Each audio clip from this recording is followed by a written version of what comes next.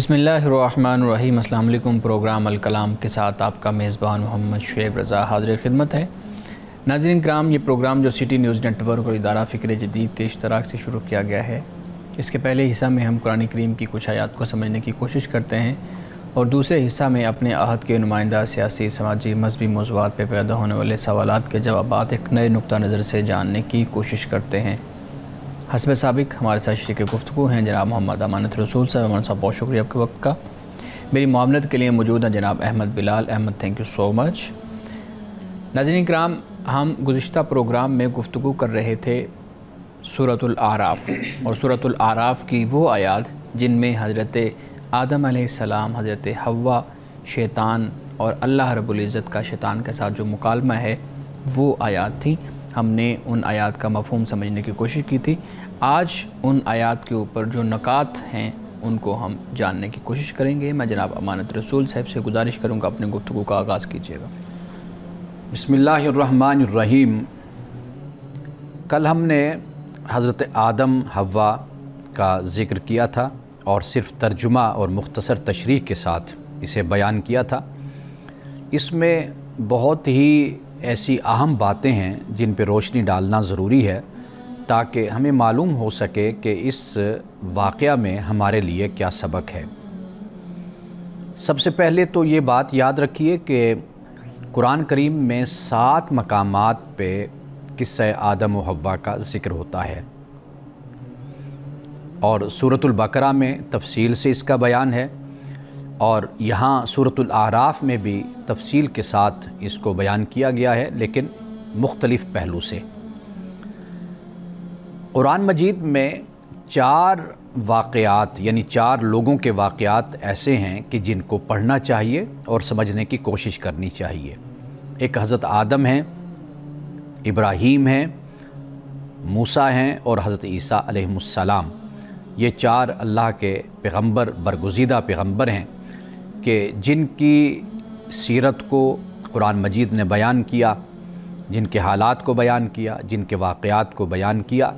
अगर इन 4 शख्सियात को पढ़ लिया जाए, समझ लिया जाए तो तकरीबन कुरान मजीद का काफ़ी हिस्सा इन पर मुश्तमिल है।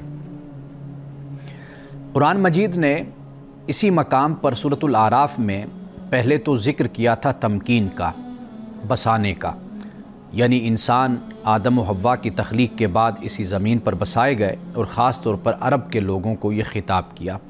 तमकीन का मतलब इक़्तिदार देना होता है, मज़बूत करना होता है, आबाद करना होता है।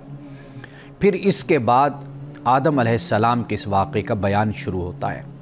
अल्लाह सुब्हानहू व तआला इसके बाद तख्लीक का ज़िक्र करता है और फिर तस्वीर का ज़िक्र करता है, यानी आदम की तख्लीक हुई और फिर तस्वीर यानी बनाया गया, सजाया गया, संवारा गया। और फिर इसके बाद हमें ये मालूम होता है कि अल्लाह सुब्हानहू व तआला ने सजदे का फिर हुक्म दिया कि आदम अलैहिस्सलाम को सजदा किया जाए। तो फ़रिश्तों ने सब ने सजदा किया, लेकिन इब्लीस ने सजदे से इनकार कर दिया। उसने क्यों इनकार किया? इसलिए कि उसने आदम से दुश्मनी और अदावत का रास्ता इख्तियार किया और इस दुश्मनी और अदावत की जो वजह थी वो हसद थी, यानी इसकी बुनियाद हसद थी। इसलिए कि अदावत और दुश्मनी की बुनियाद अक्सर तौर पर देखा जाए तो वो हसद ही, जेलसी ही होता है। और फिर वो हसद किस चीज़ से था? वो हज़रत आदम अलैहिस्सलाम के मकाम से था कि अल्लाह ने आदम को मिट्टी से पैदा किया और फिर कहा कि मैंने इसको खलीफा बनाना है, ज़मीन पर इक़्तिदार देना है। तो इब्लीस ने इस हसद की बुनियाद पर कि जो आदम के मकाम से थी, सजदा करने से इनकार कर दिया। और ये वजह क्या है? यानी इस हसद की भी वजह, बुनियाद क्या है? वो है गुस्सा। इब्लीस ने इसी का इजहार किया, यानी गुस्सा, हसद और दूसरे के मकाम और मर्तबे से जलना, ये दर हकीकत इब्लीस का ही रवैया है। अब ये देखिए कि कुरान मजीद ने जहाँ आदम की तख्लीक की बात की है, वहाँ पर 3 का या सलसाल मिन हमी मसनून का भी ज़िक्र किया। सिर्फ़ ये नहीं फरमाया कि भाई हमने या मैंने बशर को, इंसान को मैं तख्लीक करने वाला हूँ मिट्टी से, ساتھ آگے یہ بھی فرمایا کہ فَإِذَا سَوَّيْتُهُ وَنَفَخْتُ فِيهِ مِن رُوحِي فَقَعُوا لَهُ سَاجِدِينَ۔ یہ بھی فرمایا کہ جب میں اس کا تسویہ کر دوں اور اس کو فائنل کر دوں، جب یہ بن جائے، تیار ہو جائے بہت اچھی شکل اور صورت میں، تو پھر میں نے اپنی روح کو پھونکا اور پھر میں نے فرشتوں سے کہا کہ بھئی تم نے اسے سجدہ کرنا ہے۔ اب ابلیس کا جو بیان ہے وہ صرف مٹی کا ذکر تو کرتا ہے، لیکن تسویہ کا ذکر بھی نہیں کرتا اور روح کا ذکر بھی نہیں کرتا، کیونکہ مٹی یہ اس میں انسان جانور سب برابر ہیں، حیوانات ہوں انسان ہوں سب اسی مٹی سے بنے۔ تو ابلیس اس مٹی کا تو ذکر کرتا ہے، لیکن جو آدم کی انفرادیت ہے کہ اس میں تسویہ اللہ نے پیدا کیا، تسویہ یہی ہے کہ شکل و صورت ہے، انسان کو اللہ سبحانہ و تعالیٰ نے ایک پسند دی ہے، چوائس دی ہے، انسان کھاتا بھی ہے تو وہ بھی بڑے اہتمام کے ساتھ، اور اس میں اس کا ایک ذوق ہوتا ہے، ایک ٹیسٹ ہوتا ہے، اس کا ایک معیار ہوتا ہے، یہ چیز جانوروں میں نہیں پائی جاتی۔ تو یہ تسویہ اللہ نے کیا اور پھر اپنی روح کو پھونکا، یعنی روح سے مراد یہی ہے کہ اللہ نے جب اپنی روح کہا تو اس سے مراد انسان کا شرف ہو گیا، آدم کا شرف ہو گیا، یہ مقام اللہ نے آدم کو دیا۔ لیکن ابلیس اس کا ذکر نہیں کرتا، ابلیس صرف اور صرف مٹی کا ذکر کرتا ہے۔ یعنی اس سے یہ بھی معلوم ہوتا ہے کہ جو ابلیس کے نقش قدم پر چلنے والے لوگ ہوتے ہیں وہ ہمیشہ دوسرے کے مقام اور مرتبہ کو گرانے کے لیے ان پوائنٹس کو اٹھائیں گے کہ جس سے باقی جو خوبیاں اور کمالات ہوں، صفات ہوں، وہ پس پردہ چلی جائے، اور ایک بات کو اٹھا کر اچھال کر اس کو سامنے رکھ دیا۔ تو یہ ابلیسی رویہ ہوتا ہے۔ جو اصل طریقہ اور رویہ ہے وہ یہ ہونا چاہیے کہ جب آپ کسی شخصیت کا تجزیہ کرتے ہیں تو پھر اخلاص کے ساتھ اور سنسیریٹی کے ساتھ آپ اس کا تجزیہ کریں، اس کے ہر پہلو کو پھر پیش نظر رکھیں۔ یہاں سے ہمیں یہ بھی معلوم ہوتا ہے کہ جب ابلیس یہ کہتا ہے کہ بھئی مجھے آگ سے تو نے بنایا اور اس کو مٹی سے، تو گویا کہ اس مادیت کی بنیاد پر اپنی فضیلت یا اپنے عرفہ ہونے کا جو دعویٰ ہے وہ سب سے پہلے ابلیس نے کیا تھا۔ اللہ سبحانہ و تعالیٰ کہ ہاں جو معیار ہے عزت کا، تکریم کا، وہ تقوی ہے، وہ پرہیزگاری ہے، وہ ایمان عمل صالح ہے۔ وہ یہ نہیں ہے کہ آپ کس سے بنے ہیں، آپ کا خاندان کیا ہے، آپ کا حسب نسب کیا ہے، آپ کتنے بڑے عہدے اور مرتبے پر بیٹھے ہوئے ہیں۔ یہ کام ابلیسی نقش قدم پر چلنے والے جو لوگ ہوتے ہیں ان کی یہ سوچ ہوتی ہے۔ اب ابلیس کی آخری حد تک یہ کوشش تھی کہ کسی طرح آدم کو نااہل ثابت کیا جائے اور اللہ تعالیٰ کے سامنے یہ ثابت کر دیا جائے کہ آدم کے جس کو اے اللہ تو نے خلیفہ بطور خلیفہ تو نے منتخب کیا اور فرشتوں سے کہا کہ اس کو سجدہ کرو، یہ اس قابل نہیں تھا کہ جس کو تو نے منتخب کیا۔ لیکن اللہ سبحانہ و تعالیٰ نے شیطان کو قیامت تک پھر اس کی مہلت بھی دی اور یہ بھی بتا دیا کہ قیامت کے دن پھر اس کا فیصلہ ہوگا۔ اب یہ بات بھی یاد رکھیے کہ شیطان کا، ابلیس کا جو مقابلہ ہے وہ نعوذ باللہ در حقیقت وہ خدا سے اپنا مقابلہ کرتا ہے، آدم سے نہیں کرتا، اس لیے کہ خدا کا فیصلہ ہے، خدا کا امر ہے، خدا کا حکم ہے۔ آدم کو مقام اور مرتبہ جو خلافت کا دیا وہ اللہ نے دیا، تو وہ در حقیقت اس کا مقابلہ نعوذ باللہ وہ یہ ثابت کرنا چاہتا ہے اور اسی تگ و دو میں لگا ہوا ہے کہ تیرا یہ چناؤ، تیرا یہ انتخاب غلط تھا، یعنی یہ تیرا فیصلہ درست نہیں تھا۔ لیکن حضرت آدم علیہ السلام نے ابلیس اور شیطان کے اس ارادے کو بھانپ لیا اور اس کو پھر اس کی خلاف ورزی اس طرح ہوئی کہ اللہ کی بارگاہ میں پھر حضرت آدم و حوا نے پھر توبہ کی اور مغفرت کی۔ اب یہ دیکھیے کہ جو شیطان کا حملہ ہے وہ یہ کہتے ہیں آگے سے، پیچھے سے، دائیں سے، بائیں سے، میں ہر طرف سے انسان کو بہکانے کی کوشش کروں گا، پھسلانے کی کوشش کروں گا۔ اب یہ حملے کہاں کہاں پر ہوتے ہیں؟ مشاہدات ہیں، جذبات ہیں، احساسات ہیں، ہر مقام سے اندر گھسنے کی کوشش کرتا ہے۔ فکر ہے، فلسفہ ہے، علم ہے، ادراک ہے، ہر چیز کو یہ مسموم کرنے کی کوشش کرتا ہے۔ تحقیق ہے، تنقید ہے، تصنیف ہے، تالیف ہے، ادب ہے، آرٹ، لٹریچر، ہر چیز میں یہ زہر گھولنے کی کوشش کرتا ہے۔ اسی طرح تہذیب و تمدن ہے، معیشت ہے، معاشرت ہے، فیشن ہے، کلچر ہے، سیاست ہے، مذہب ہے، ان تمام کے اندر یہ فساد پیدا کرنے کی کوشش کرتا ہے۔ اللہ سبحانہ و تعالیٰ نے شکر کرنے والوں کا یہاں پر ذکر کیا تو معلوم یہ ہوتا ہے کہ اصل جو بنیاد ہے وہ توحید ہے۔ شکر وہی کرے گا کہ جو توحید والا ہوگا، موحد ہوگا، اللہ سبحانہ و تعالیٰ پر، اس کی وحدانیت پر ایمان لانے والا ہوگا۔ اب اس کے بعد قرآن پاک یہ بیان کرتا ہے کہ آدم و حوا کو بہلانے میں ابلیس نے قسمیں کھائی تھیں، وقاسمہما، یعنی اس سے مراد یہ ہے کہ بہت زیادہ، یعنی اس نے آخری حد تک قسمیں کھا کھا کر آخر آدم و حوا کو یہ کنونس کر لیا کہ میں آپ کا خیر خواہ ہوں۔ تو آگے انشاءاللہ کل ہم یہیں سے اپنی گفتگو کا آغاز کریں گے۔ ناظرین کرام، یہاں وقت ہوا چاہتا ہے ایک بریک کا، ہمارے ساتھ رہیے گا۔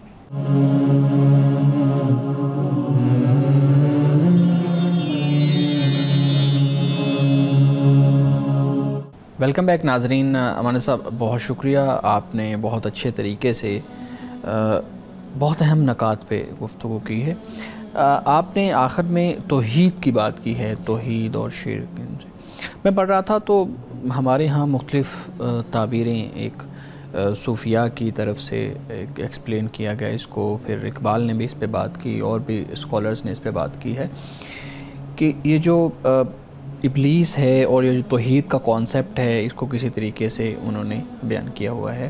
میں آپ کے سامنے ایک سوال رکھتا ہوں جو میرے ذہن میں اس وقت پیدا ہوا کہ کیا ابلیس سب سے بڑا توحید پرست تھا؟ کیونکہ اس نے تو خدا کی جو ہے نا وہ وحدانیت کا اقرار کیا کہ میں تو تجھے پوچھوں گا، میں تیری عبادت کروں گا۔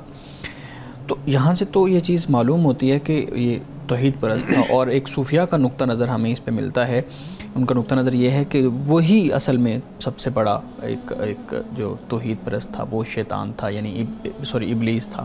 تو آپ اس کے بارے میں کیا کہتے ہیں؟ دیکھیے، اگر وہ توحید پرست ہوتا تو خدا کی مانتا۔ خدا کو ماننا تو کافی نہیں نا، خدا کی بھی تو ماننی ہوتی ہے نا۔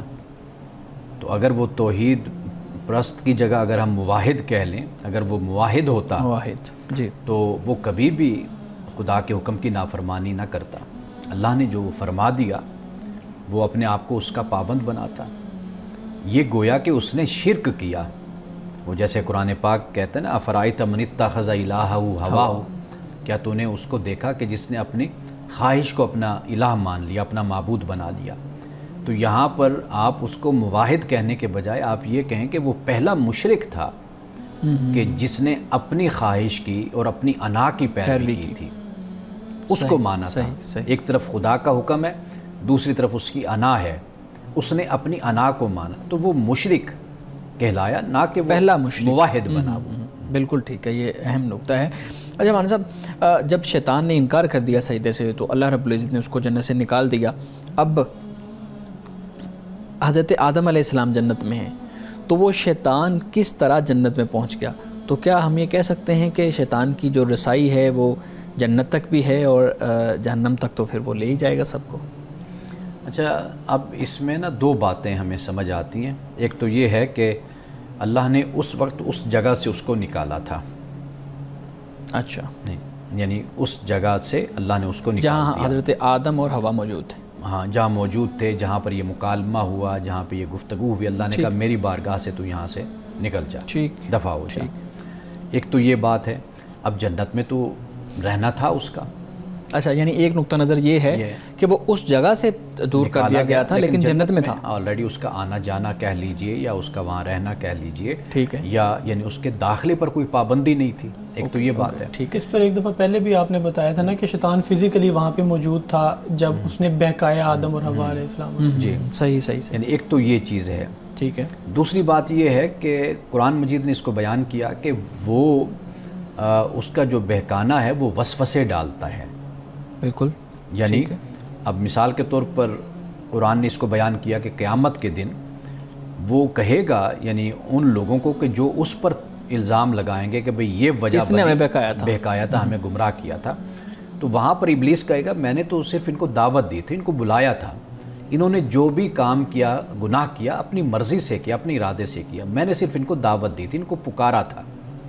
تو یہ وہ چیز ہے کہ جس سے ہم یہ سمجھ سکتے ہیں کہ آدم و حوا کے ساتھ بھی ممکن ہے کہ یہی معاملہ ہوا ہو، تو قرآن مجید ان سوالوں کے جواب نہیں دیتا۔ سمپل اور سادہ سی بات جو ہمیں بین السطور میں سمجھ آتی ہے وہ یہی ہے کہ اس کو اللہ نے اپنی بارگاہ سے نکال دیا، لیکن ابھی اگلا جو مرحلہ تھا اس کو جنت سے نکالنے والا وہ ابھی نہیں آیا تھا، وہ وہاں پر موجود تھا، تو اس نے پھر جو اس نے کرنا تھا وہ اس نے پھر کیا۔ اور اسی لیے قرآن اس کو اہبطوا کی جب بات کرتا ہے تو میرے خیال میں پھر ان دونوں کو مخاطب کرتا ہے، واقعی تینوں کی بات کرتا ہے۔ اگر ہم میں ایک چیز پوچھنا چاہتا ہوں، آپ نے جو اپنی گفتگو میں بات کی، جب بیہیویئر اور رویے پہ آپ بات کر رہے تھے، اور آپ نے بتایا کہ ہم کسی کے برے اس بیہیویئر کو ڈومیننٹ کرتے ہیں اور اس کی جو اچھائیاں ان ساروں کو اگنور کر دیتے ہیں، تو عام طور پہ اب دیکھیں، یعنی آپ نے تو شیطان سے اس کو ریلیویٹ کیا، لیکن اب بھی دیکھیں تو سوسائٹی میں یہی ہوتا ہے، عام طور پہ ایک شخص کی اچھائیاں جو ہیں وہ جتنی بھی ہوں، جب اس کی کوئی برائی سامنے آ جاتی ہے تو پھر اس کو برائی ہم کہتے ہیں اور اچھائیوں کو ہم اگنور کرتے ہیں۔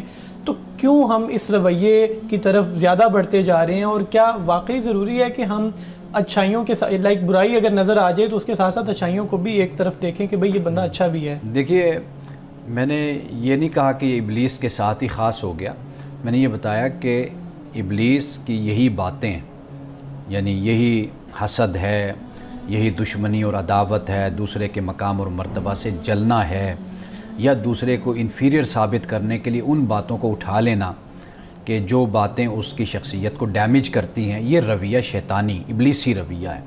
یہ انسانوں میں بھی ہوتا ہے، یعنی کسی پروگرام میں ہم نے یہ کہا تھا نا کہ جو وہ محسوس کرتا ہے ابلیس، وہ چاہتا ہے کہ انسان بھی دوسرے بھی محسوس کریں، تو وہی معاملہ انسانوں میں بھی ہے۔ میں نے یہ خاص ابلیس کے لیے نہیں، یعنی آگے بھی یہ ایسا رویہ لوگوں میں جو پایا جاتا ہے، ان لوگوں کو چاہیے کہ اپنا احتساب کریں، وہ دیکھیں کہ بھائی ہم جب کسی کا ذکر کرتے ہیں کھلے دل کے ساتھ آپ دوسرے کی تعریف کریں۔ ہم یہ سمجھتے ہیں کہ شاید میں نے اس کی تعریف کر دی یا اس کی خوبیاں بیان کر دیں تو میری شخصیت اس سے جو ان سے انفیریئر ہو جائے گی، کمتر ہو جائے گی، تو ایسا معاملہ نہیں ہے۔ کھل کر کسی انسان کی خوبی ہے، کمال ہے، مثال کے طور پر آپ دیکھیں ایک شخص بڑے مرتبے پہ پہنچ جاتا ہے، جی، اب ہم ہمیشہ اس کے ماضی کو ڈسکس کرتے رہیں گے کہ یہ تو فلاں گاؤں میں تھا، فلاں جگہ پہ رہتا تھا اور یہ اس طرح پھرتا تھا، اس کا باپ یوں تھا، بھائی ایسے تھے، تو فلاں آج یہ یہاں پہنچ گیا، کل تک تو یہ ہم سے مانگا کرتا تھا، یا کوئی ایسے ہوتا ہے۔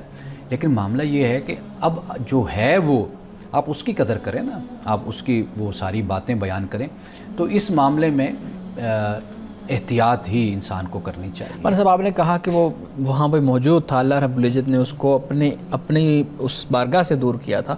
ہم ایک واقعہ سنتے ہیں کہ شیطان نے جب حضرت آدم کو پھسلایا، وسوسہ ڈالا، تو وہ مختلف شکلوں میں آیا، پہلے مور کی شکل میں آیا، پھر وہ سانپ کی شکل میں آیا، اور یہ سب تفسیر کے اندر یہ پڑھتے ہیں۔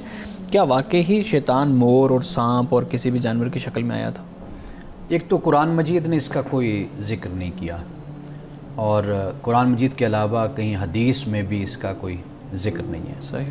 تو علماء نے یہ لکھا ہے کہ یہ بالکل غیر متحقق قسم کی بات ہے، کوئی اس کا ثبوت نہیں ہے، کوئی اس کی ثقافت نہیں ہے، یہ بس ایسی ہیں کہ جو ہمارے ہاں نقل ہو گئی، بس پھر کتابوں میں آ گئی، لوگوں نے پھر اس کو سننا شروع کر دیا۔ آپ کو پتہ ہے کہ بھئی اگر یہ بتایا جائے کہ بھئی شیطان مور کی شکل میں آیا، سانپ کی شکل میں آیا، تو لوگ پھر ذرا تجسس پیدا ہوتا ہے، سنیں تو صحیح بھئی کیسے اس کی شکل تھی، اور پھر جو بتانے والا ہوتا ہے وہ پھر اس سانپ پر بھی روشنی ڈالنے لگ جاتا ہے، بالکل، اور مور پر بھی روشنی ڈالنے لگ جاتا ہے، تو وہ اس طرح ذرا بات لمبی ہو جاتی ہے، اس میں کریوسٹی آ جاتی ہے، تجسس، سسپینس پیدا ہو جاتا ہے۔ تو میرا خیال ہے کہ یہ اس مقصد کی خاطر زیب داستاں کے لیے آپ کہہ لیجئے بات کو بڑھایا جاتا ہے، لیکن نہ قرآن میں ہے اور نہ کسی کا حدیث میں اس کا جس طرح پہلے بھی بتاتے ہیں کہ جو چیز عقل میں نہ آئے اس کو ہم زیادہ جلدی کچھ لوگ ایکسیپٹ کرتے ہیں کہ یہ واقعی یہ کام ہو سکتا ہے۔ عقل کے علاوہ جذبات کو جو اپیل کریں، بالکل صحیح، تو انسان کی خواہش ہوتی ہے داستان اور کہانی سننے کی، تو پہلے تو سب سے بڑی تفریح اور یہی ہوتا تھا، ریفریشمنٹ یہی لوگوں کی ہوا کرتی تھی۔ بالکل صحیح ہے۔ ناظرین کرام، یہاں وقت ہوا جاتا ہے ایک بریک کا، ہمارے ساتھ رہیے گا۔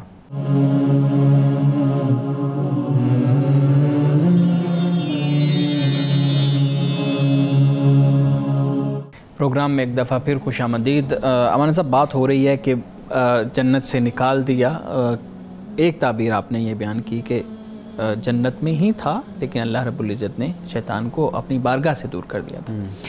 ایک اور چیز بڑی اہم ہے کہ کیا حضرت آدم حضرت حوا وہ جنت میں ہی تھے یا وہ کسی خوبصورت باغ میں تھے جو اس دنیا کا ہی کوئی حصہ تھا؟ اس پہ بھی میں نے بہت زیادہ جو ہے نا وہ اسکالرز کی بات سنی ہے کہ وہ کہتے ہیں کہ یہ اصل جنت میں نہیں تھا بلکہ وہ ایک اس دنیا کا ایک خوبصورت گوشہ تھا جس کے اندر اللہ رب العزت ان کو رکھا ہوا تھا اور پھر اس کے بعد ان کو بھیج دیا، ورنہ شیطان کا وجود جنت میں کیسے ہو سکتا ہے؟ میرا خیال ہے کہ یہ غیر ضروری مباحث ہیں، اس طرف نہ قرآن مجید نے کوئی اشارہ کیا نہ اس کا کوئی ذکر کیا ہے.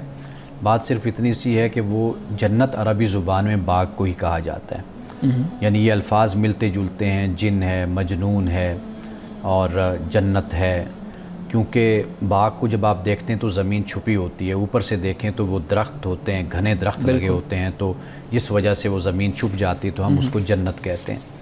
اب یہ جو بحث ہے کہ وہ زمین پر ہے یا نہیں ہے، اس پہ بڑا کچھ ہمارے علماء نے، مفسرین نے اور قدیم علماء نے لکھا، پہلی کتابوں میں بھی موجود ہے. لیکن سمپل اور سادہ سی بات یہ ہے کہ اللہ تعالیٰ نے جب ان کے لیے ایک امتحان کی جگہ یعنی زمین پر اتارنے سے پہلے اللہ نے ان کے لیے ایک مقام بنایا، رکھا، تخلیق کیا، جہاں پہ ان کو اللہ نے بھیجا یا اللہ نے ان کو بسایا اور کہا کہ بھی تم یہاں کھاؤ پیو اور عیاشی کی زندگی اور سہولت کی زندگی تم گزارو. وہ مقام کہیں پر بھی ہو، اصل مقصود تو یہی ہے نا، انسان چاہتا ہے کہ وہ سہولت کی زندگی گزارے، وہ جسے کہتے ہیں کہ نعمتوں بھری زندگی گزارے. تو اللہ سبحانہ و تعالیٰ نے پہلے آدم و حوا کو وہاں رکھ کر دکھا دیا کہ اگر تم زمین پر جاؤ گے، میرے حکم کے مطابق زندگی گزارو گے تو یہی باغ اور یہی نعمتیں تم کو واپس لوٹا دی جائیں گی، تمہیں واپس مل جائیں گی. اصل تو معاملہ یہ ہے کہ جو انسان نے وقت گزارنا ہے اور زندگی بسر کرنی ہے، وہ اب زمین پر ہو یا وہ کوئی سات آسمان سے اوپر کوئی جگہ ہو، وہ کہیں پر بھی ہو.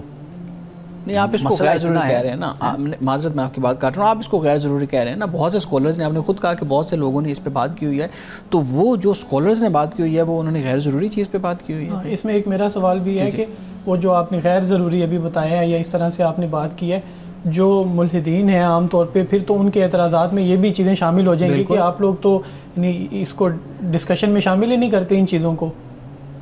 ایک چیز کے بارے میں انفارمیشن حاصل کرنا ہے نا، تو وہ کوئی بھی شخص انفارمیشن حاصل کرنے کی کوشش کر سکتا ہے. دیکھیں، انفارمیشن آپ حاصل کریں، پڑھیں، ٹھیک ہے، لیکن اس کو جب آپ ایک دین اور مذہب کے نقطہ نظر سے آپ دیکھتے ہیں، پھر تو اس کا جو ماخذ ہے، اس کی جو بنیاد ہے، وہ تو قرآن مجید ہے نا. بالکل. آپ اس کو پڑھیں گے.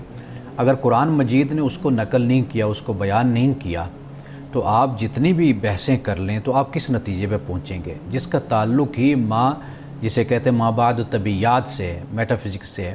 آپ اس پر جتنی بھی بحثیں کر لیں گے آپ کچھ بھی نہیں حاصل کر پائیں گے. لیکن صرف اتنی سی بات ہے کہ قرآن مجید نے جس جنت کا ذکر کیا، وہ زمین پر ہو یا وہ آسمان پر ہو، وہ کہیں پر بھی ہو، اللہ سبحانہ و تعالیٰ نے اس کو تخلیق کیا، آدم و حوا کو وہاں رکھا اور دکھا دیا کہ دنیا میں جاؤ گے تو میرے حکم کے مطابق اور میرے فرمان اور ہدایت کے مطابق زندگی گزارو گے، تمہیں واپس اسی جنت میں لوٹا دوں گا، یہی جنت تمہاری وراثت بنے گی. صحیح. یہی خدا کا فضل اور احسان ہوگا. ہمارے لیے اتنی بات ہی کافی ہو جاتی ہے. جی بالکل ٹھیک ہے. ہمارے صاحب، ہمارے ناظرین کے بھی کچھ سوالات ہیں. 2 سوال بہت اہم ہیں، میں چاہوں گا اس پہ آپ تفصیلی بات کریں. پہلا سوال یہ ہے کہ ہمارے ہاں بیان کیا جاتا ہے کہ جو حق مہر ہے یہ اصل میں ہم بستری کا معاوضہ ہوتا ہے. ہمارے ہاں فقہ کے اندر بھی ٹرمنالوجیز مختلف استعمال کی جاتی ہیں. تو یہ پوچھتے ہیں کہ کیا حق مہر جو ہے نا وہ واقعی ہم بستری کا ایک معاوضہ ہوتا ہے اس عورت کے لیے؟ دیکھیے، اگر نعوذ باللہ اس طرح اس کو ہم بستری کا معاوضہ کہا جائے تو انسان اپنی رفیق حیات کے ساتھ، اہلیہ کے ساتھ ساری زندگی گزارتا ہے. تو کیا اس کا پھر تصور کیا جا سکتا ہے کہ ہر دفعہ جب بھی انسان اپنی بیوی کے قریب جاتا ہے تو پھر وہ حق مہر ادا کرتا ہے؟ یہ بات تو نہیں ہے نا. اصل 2-3 اس کے پہلو ہیں، حکمتیں ہیں جو ذہن میں رکھنی چاہیے.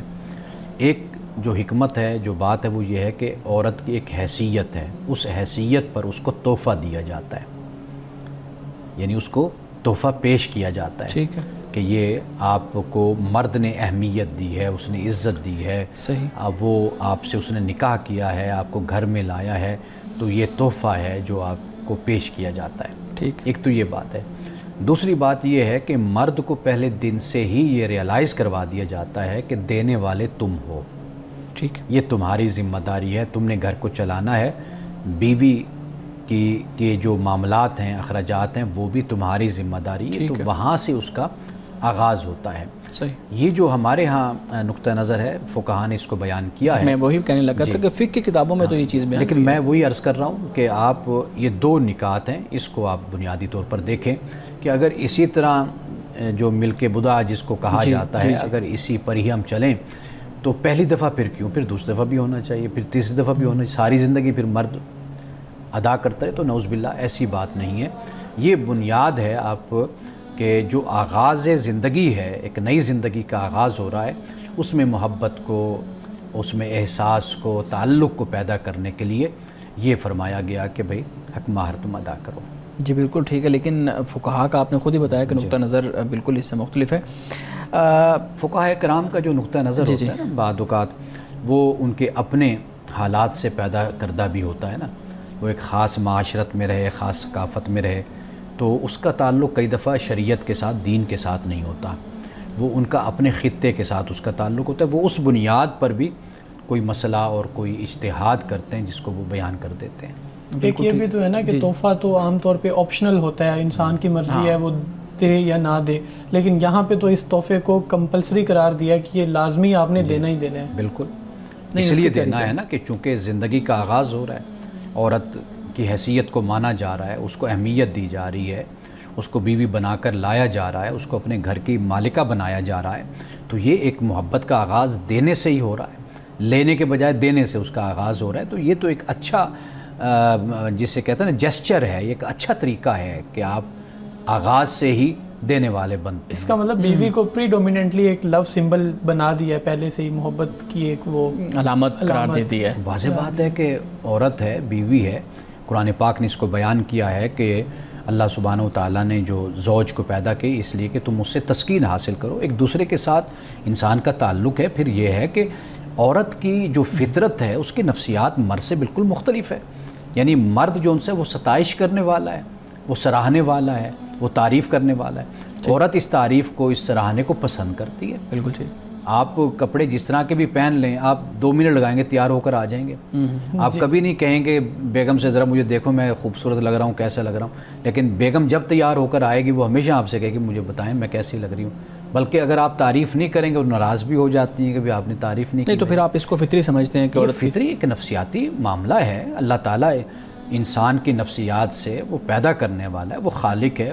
اس نے اس حساب سے اس کے مطابق اپنے احکام کو نازل کیا ہے, اور جہاں مرد کو پابند کیا ہے وہ مرد کی جبلت اور اس کی فطرت اور اس کے مزاج, اس کے نفسیات کے عین مطابق ہے.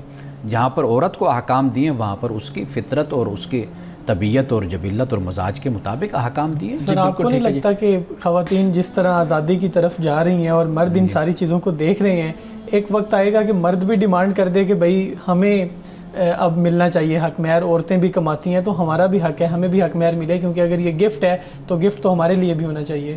دیکھیے گفٹ دینے پر تو کوئی پابندی نہیں ہے. عورت آج بھی جب شادی ہوتی ہے اپنی طرف سے بھی کوئی نہ کوئی چیز اپنے ہسبینڈ کو دیتی ہے, تو وہ کوئی مسئلہ نہیں ہے. لیکن میں آپ کو دین کے حوالے سے بتا رہا ہوں کہ دین اس کا پابند کرتا ہے. اچھا ایک اور بات یاد رکھیے, آج ہم جو باتیں کر رہے ہیں نا, ہم اللہ آپ کو ہمیں لمبی زندگی دے, ہم دیکھیں گے کہ یہی جو ماڈرن لوگ ہیں یہ اسی سے ہی رجوع کرتے ہوئے آپ کو نظر آئیں گے. ایک وقت تھا نا کہ کتنا کریز تھا لوگوں کو کھانے کا, جنک فوڈ کا, فاسٹ فوڈ کا. اب آپ دیکھیے کتنا چینج آ رہا ہے, بلکہ لوگ آرگینک فوڈ کی طرف جا رہے ہیں نا. بالکل, یہ لوگوں نے اسٹیٹس سمبل بنا دیا تھا کہ ہم جی میکڈونلڈ گئے تھے, ہم فلاں جگہ گئے تھے, ہم نے یہ کھانا کھایا, کلاس کے مطابق, کلاس کا.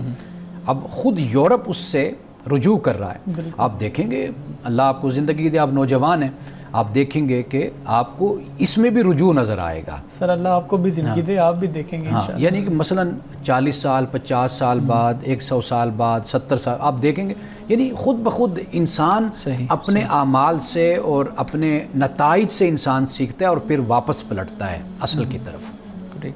ناظرین کرام یہاں وقت ہوا چاہتا ہے ایک بریک کا، ہمارے ساتھ رہیے گا۔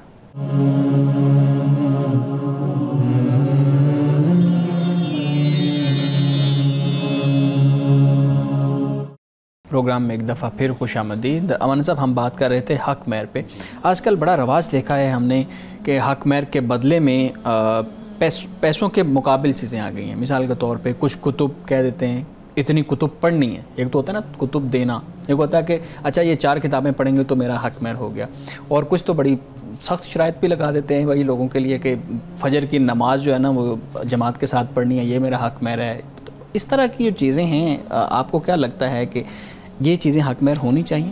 حق مہر ہمیشہ مالی ہوتا ہے اور مال ہی حق مہر میں دیا جاتا ہے۔ جیسے آپ کوئی نقدی مقرر کر دیتے ہیں کہ بھئی یہ نقدی ہے یا سونا جیسے دیا جاتا ہے، تو یہ چیزیں تو حق مہر میں ہیں، لیکن یہ جو آپ بیان کر رہے ہیں تو اس کا کوئی حق مہر کا تصور نہیں ہے۔ حق مہر ان چیزوں کو نہیں مقرر کیا جا سکتا۔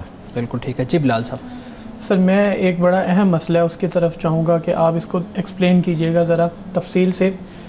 ہماری جو جنریشن ہے جو 90s کے اینڈ پہ ہیں، 95 سے 2005 تک کے جو بچے ہیں، ان میں یہ چیز دیکھی گئی ہے کہ جنریشن گیپ ہونے کی وجہ سے والدین اور بچوں میں کمیونیکیشن گیپ بھی ہے۔ وہ صحیح طرح سے والدین ان کے ساتھ اتنے فرینک نہیں ہوتے، اس لیے ان کو چیزیں بتا نہیں پاتے، بچے بھی اتنے فرینک نہیں ہوتے اور وہ پوچھ نہیں پاتے۔ اب میں اگر ریفرنس دوں تو میں خود اپنے والد صاحب سے بہت ساری چیزیں سیکھنا چاہتا ہوں۔ میں نے ان کو جس طرح سے آبزرو کیا، دیکھا ایز اے رول ماڈل، میں خود چاہتا ہوں کہ میں ان سے بات کروں، مشورہ کروں، پوچھوں، لیکن وہ ایک کمیونیکیشن گیپ کی وجہ سے نہیں پوچھ پاتا۔ تو آپ بتائیں کہ اس مسئلے کا نوجوانوں کے لیے کیا حل ہے، کس طرح سے اوور کم کیا جا سکتا ہے؟ اچھا، ایک تو گیپ اسے کہہ لیجیے یا ہچکچاہٹ کہہ لیجیے، وہ فطری بات ہوتی ہے جی کہ انسان اپنے باپ سے تھوڑا سا ہچکچاتا ہے۔ بہت سی باتیں ہوتی ہیں جو کہنے سے انسان گھبراتا تو نہیں ہے، نہ کوئی ڈرتا ہے، لیکن ایک لحاظ آپ اس کو کہہ لیجیے، شرم اور حیا والا معاملہ شرم اور حیا کا معاملہ ایک ہو جاتا ہے۔ وہ تو ایک قدرتی بات ہوتی ہے اور وہ ہونی بھی چاہیے۔ یعنی آپ اس کو کہہ لیجئے کہ یہ ایک حفظ مراتب جس کو کہا جاتا ہے نا، اس کا خیال رکھا جاتا ہے۔ دوسری بات جو ہے وہ جو ایک ہمارے ہاں اب وہ ماحول بھی نہیں رہا، یعنی جیسے بزرگوں میں یہ ہوتا تھا کہ بچوں کے ساتھ بہت زیادہ سختی اور بہت سخت رویہ، کہ جس کی بنیاد پر بچے ایسے ہوتے تھے کہ ڈر کر بھاگ جاتے تھے۔ وہ ہماری والدہ بتایا کرتی تھیں کہ آپ کے ماموں کا دانت ایک ٹوٹ گیا، ان سے کم عمر تھے، لیکن نانا کا اتنا خوف تھا کہ وہ دانت لے کر آٹے سے جوڑ رہے تھے کہ بھئی ابو پوچھیں گے بھی تمہارا دانت کیوں ٹوٹا۔ تو یہ جو کیفیت ہوتی ہے خوف کی، یہ کسی زمانے میں ایسا رویہ تھا، لیکن اب جو ہم دیکھتے ہیں نوجوان نسل میں جو باپ ہے، ماں ہے، اب وہ اس حد تک حجاب اور اس حد تک پردہ نہیں ہے جسے آپ بیان کر رہے ہیں۔ لیکن یہ ذہن میں رکھیے یہ بات، آج کے دور کو جب ہم دیکھتے ہیں نا تو مجھے ایسا لگتا ہے کہ یہ جو کمیونیکیشن گیپ ہے نا، اب اس کی وجہ کچھ اور نہیں ہے۔ اس کی وجہ اپنے آپ کو دیگر مصروفیات میں انوالو کرنا اور ان مصروفیات کو اپنے لیے پسند کر لینا، چن لینا، اور پھر انہی میں ہی مصروف رہنا، یہ ایک بڑی وجہ ہے۔ یعنی اولاد وہ یہ چاہتی ہے کہ اچھا ہے کہ باپ کے پاس نہ بیٹھا جائے، نہ ٹائم دیا جائے، زیادہ اپنے دوستوں کے ساتھ یا موبائل پر یا ان چیزوں پر وہ مصروف رہتے ہیں۔ آپ کمرے میں دیکھ لیجئے 4 بندے بیٹھے ہوں گے، چاروں کے چاروں اپنے موبائل میں مصروف ہوں گے، یہ صورتحال ہوتی ہے۔ تو میرا خیال ہے کہ اب جو معاملہ ہے نا وہ ہے اصل میں جسے آپ کہیے کہ سہولت کا اور عیاشی کا۔ ہم یہ سوچتے ہیں کہ بھئی میں بیٹھ کر بات کروں گا شعیب صاحب سے، آدھا گھنٹہ بیٹھوں گا، گھنٹہ، میں ان کے ساتھ کیوں بیٹھوں، مطلب میں بور ہوں گا، چلو میرے پاس موبائل ہے تو میں اپنا ٹائم اس پہ گزاروں، کوئی ویڈیوز دیکھوں گا، کوئی ٹک ٹاک وغیرہ یا اس طرح کی اٹریکشن بھی تو ہوتی ہے نا، کئی چیزیں ایسی ہوتی ہیں جو زیادہ کشش والی ہوتی ہیں۔ تو اس لیے اب وہ مسئلہ نہیں ہے جس کی طرف آپ اشارہ کر رہے ہیں، لیکن والد کو یہ ذمہ داری پھر والد کی ہوتی ہے۔ اولاد ابھی بڑھ رہی ہے، نوجوان ہو رہی ہے، آگے نکل رہے ہیں، تو پھر والد کی یہ ذمہ داری بن جاتی ہے کہ وہ دوستانہ ماحول بچوں کے ساتھ پیدا کرے۔ ہم اکثر یہ کرتے ہیں کہ ہم ٹوکا ٹاکی بہت زیادہ تنقید، روکنا، میں تو بعض اوقات یعنی بچوں کی حالت پر بھی مجھے ترس آتا ہے کہ اتنی زیادہ ماں سمجھا رہی ہوتی ہے اور باپ سمجھا رہا ہوتا ہے، تو تھوڑا سا خاموشی اختیار کر لی جائے، آپس میں کھیل ہوتی ہے، گیم ہوتی ہے، گھر میں انڈور ہوتی ہے، وہ ہوتی ہے، باہر جاؤ، ساتھ کٹھے جاؤ، کھانا کھاؤ، ملو، بیٹھو، گفتگو کرو۔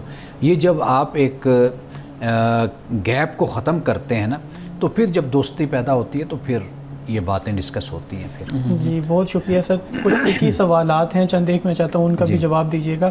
ایک تو یہ کہ آج کل لوگ کریڈٹ کارڈ پہ بھی اب بہت سارے آ رہے ہیں، تو کریڈٹ کارڈ کا استعمال کرنا کیا درست ہے؟ دیکھیے اس پہ دو آراء، چونکہ کریڈٹ کارڈ جو ہے یہ آج کی پیداوار ہے، پہلے چونکہ یہ مسئلہ نہیں تھا تو ہمارے علماء میں اس پر اختلاف ہے، لیکن اکثریت جو ہے وہ اس کو ناجائز اور اس کو حرام ہی قرار دیتے ہیں کہ بھئی یہ ایسے ہی جیسے سود ہے۔ لیکن ایک اور نقطہ نظر یہ ہے کہ وہ اس کو جائز ہے اس کے مطابق، اور وہ یہ ہے کہ وہ کہتے ہیں کہ بھئی اگر آپ کریڈٹ کارڈ لیتے ہیں تو گویا کہ وہ آپ کو سروس دے رہے ہیں، تو آپ اس سروس کے بدلے میں اگر آپ جرمانہ دیتے ہیں، آپ اس کو جرمانہ خیال کریں، آپ اس کو سود نہ کہیں، ربا نہ کہیں۔ وہ جرمانہ اس طرح ہے کہ جس طرح آپ بجلی کا بل نہیں دیتے تو ڈیو ڈیٹ کے بعد آفٹر ڈیٹ ہوتی ہے تو اس پر آپ 10-15 روپے، 50 روپے، 100 روپے زیادہ دیتے ہیں، تو اس طرح وہ ہو جاتا ہے۔ اس طرح اور بڑی جگہیں ہیں جہاں پر آپ جرمانہ ادا کر رہے ہوتے ہیں، تو لہٰذا یہ جو آپ کو وہ سروس دے رہے ہیں تو اس سروس کی بنیاد پر اگر آپ نہیں ادا کرتے تو یہ ایک لحاظ سے اس کو آپ جرمانہ خیال کر سکتے ہیں۔ جی عوان صاحب، آج کی حدیث مبارکہ بیان کیجیے گا۔ آج کی حدیث حضرت ابو ہریرہ رضی اللہ تعالیٰ عنہ سے روایت ہے، کہتے ہیں کہ رسول اللہ صلی اللہ علیہ وسلم نے فرمایا، اللہ پاک فرماتا ہے کہ خرچ کر، تجھ پر خرچ کیا جائے گا۔ آپ نے فرمایا کہ اللہ پاک کا دایاں ہاتھ بھرا ہوا ہے اور رات دن کی خرچ کرنے سے اس میں کوئی کمی واقع نہیں ہوتی۔ کیا تم دیکھتے نہیں کہ اس نے آسمان اور زمین کے پیدا کرنے سے کتنی فیاضی کی ہے، لیکن اس کے دائیں ہاتھ میں کوئی کمی واقع نہیں ہوئی۔ یعنی اللہ نے زمین اور آسمان کو پیدا کیا، زمین کے خزانے ہیں کہ ختم ہونے کو نہیں آ رہے، آسمان یعنی بلندی پہ آپ دیکھ لیجئے کتنے خزانے ہیں کہ جو کم ہونے کو نہیں آ رہے، تو کہا کہ یہ اللہ تعالیٰ کا دایاں ہاتھ ہے کہ اس دائیں ہاتھ میں آپ نہیں دیکھتے کہ کسی قسم کی کوئی کمی اور کسی قسم کی کوئی افلاس یا غربت نظر آتی ہو، یعنی اللہ بانٹی جا رہا ہے اور دیتے جا رہا ہے اور اس میں کسی قسم کی کوئی کمی واقع نہیں ہو رہی۔ ناظرین کرام، اس دعا کے ساتھ اپنے پروگرام کا اختتام کریں گے۔ اللہ رب العزت حسن کلام اور تاثیر کلام عطا فرمائے، ہماری زبان کے گروں کو کھول دے اور سننے والوں تک خیر کا پیغام پہنچے۔ اجازت دیجیے، خدا حافظ۔